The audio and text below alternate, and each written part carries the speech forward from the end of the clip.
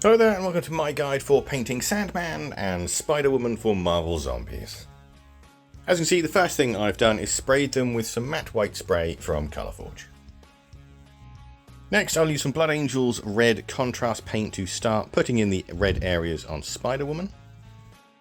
And while that dries, I'm going to use some Mornfang brown to paint the top half of Sandman's trousers.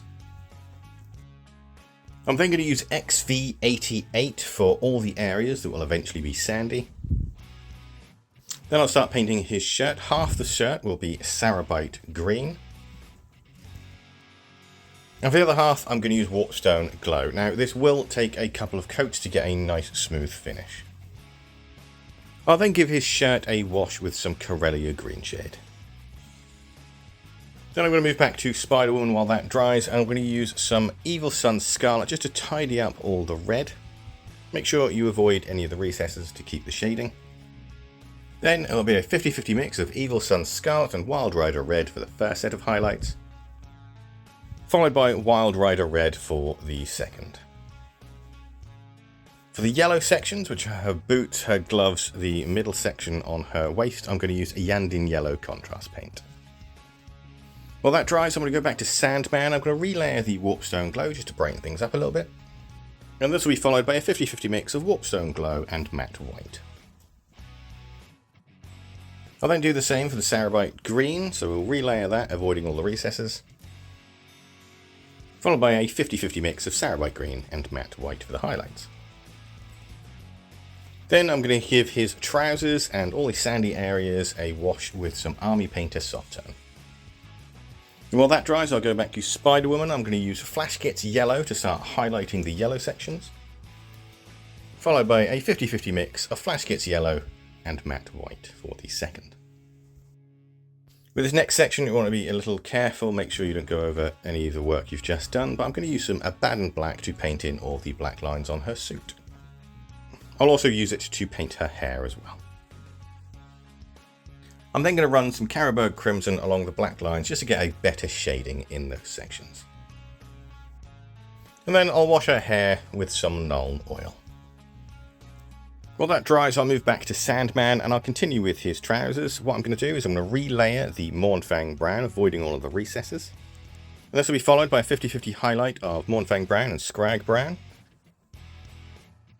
And after that, a final highlight of Scrag Brown just by itself. I'm then going to finally start on the sand, so for the first set of dry brushing I'm going to relayer the XV88. This will be followed by a 50-50 mix of XV88 and Talon Sand. Then Talon Sand just by itself.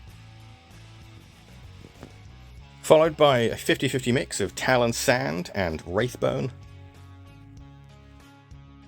And then a final dry brush of Wraithbone just by itself. This will be a very, very light dry brush, sort of really concentrating on the sort of absolute sharpest points. I'm then going to paint Sandman's belt with some Abaddon Black.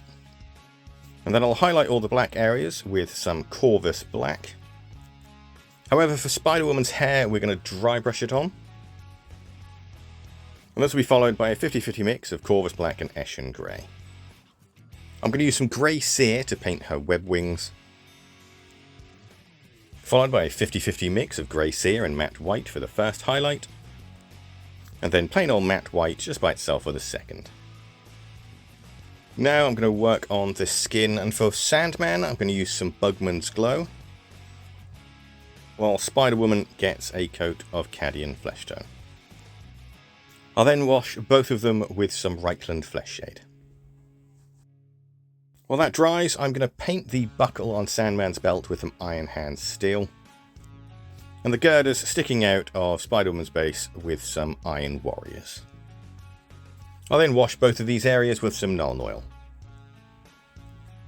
I'll then do a 50-50 mix of Bugman's Glow and Cadian Flesh Tone for the first set of highlights on Sandman's face.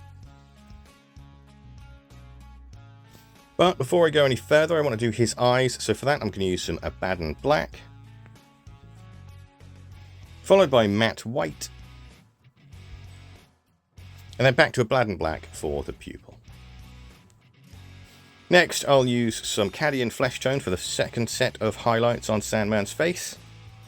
And I'll relayer it on Spider-Woman's, just avoiding the recesses.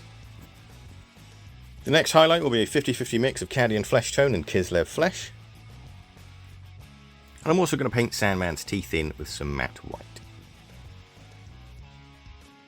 Finally, I'll use some Kislev Flesh on Spider-Woman to finish off her skin.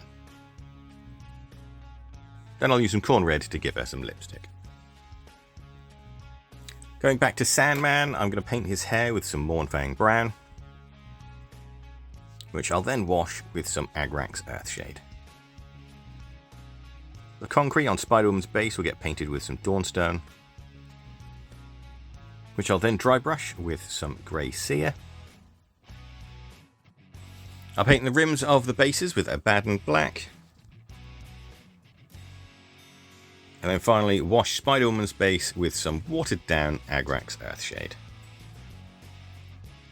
Once that wash has dried, that's those two models finished. I've got to say, I really enjoyed painting Sandman. I didn't enjoy painting Spider-Woman as much. I'm not a big fan of the model. She seems a bit chunkier than everything else. Like the lines feel a bit chunky compared to the sort of finer detail on most of this other collection.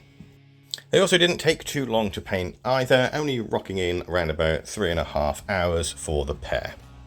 I do have to give sort of a lot more props to the Sandman model. I really did enjoy painting him. I love a good bit of dry brushing, and he gives a perfect example of how to blend in sort of regular colours with some dry brush. He's really, really fun to paint.